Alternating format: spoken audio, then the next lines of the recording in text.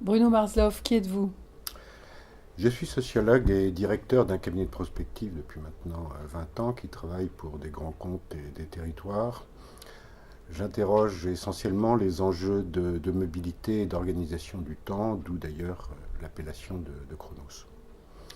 Nous sommes très présents en fait sur deux grands axes de réflexion. Le premier, c'est le travail parce qu'il est très structurant des organisations du quotidien et par là du territoire et des modes de vie. L'autre est le numérique, ou plutôt les services que le numérique urbain permet de fabriquer, car nous avons la conviction que la société et son économie ont mis très fortement le cap sur l'économie servicielle, très tributaire de ce numérique. Dernier point, pour mieux nous définir, nous sommes extrêmement attentifs au développement des réseaux sociaux qui forment déjà la charpente de l'économie du partage. Pour illustrer peut-être un peu mieux ce que nous faisons, nous animons notamment un chantier qui s'appelle DATACT avec des grands comptes et des acteurs territoriaux et qui explore la coproduction de nouveaux services basés sur le partage des données entre des acteurs publics, des entreprises et surtout avec l'apport des usagers eux-mêmes.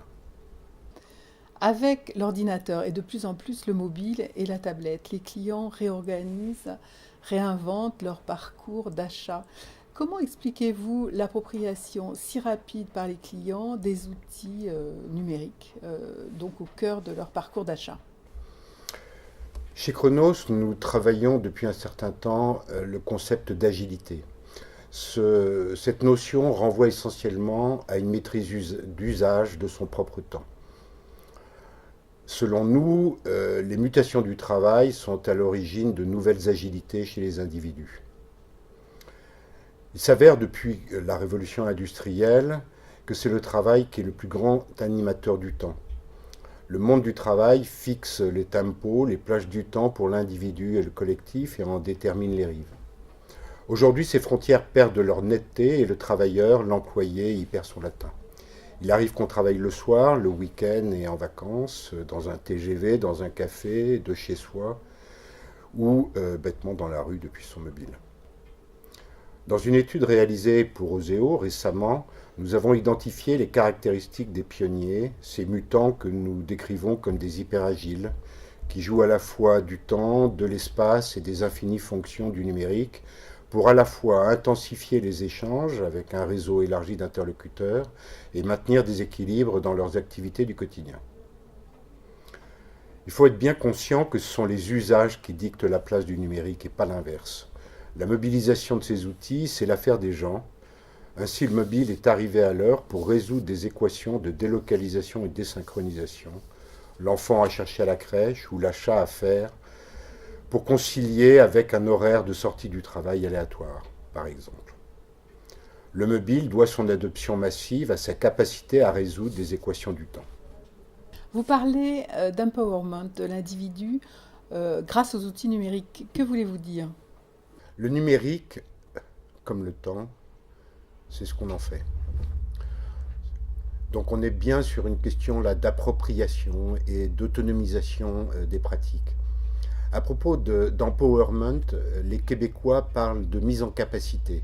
Et ça me paraît très juste. Il est clair que nous nous éloignons progressivement du modèle métro, auto, boulot, dodo, ce modèle récurrent, collectif, cloisonné. Le modèle du salarié, protégé par l'entreprise et l'État-providence, est doucement en train de s'éteindre.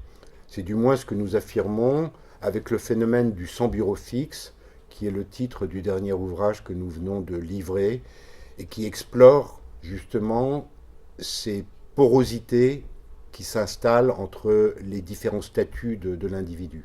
C'est là où se joue l'empowerment, dans cette capacité du travailleur à reprendre la main là où il était accompagné, protégé par l'entreprise et les institutions. Nos lecteurs sont des professionnels du B2C comme du B2B. Pensez-vous que les usages numériques imprégneront le comportement d'achat du consommateur autant que celui de l'acheteur professionnel? Une des conséquences majeures de cette transformation du modèle du travail que nous sommes en train de connaître est que ce travail devient désormais omniprésent.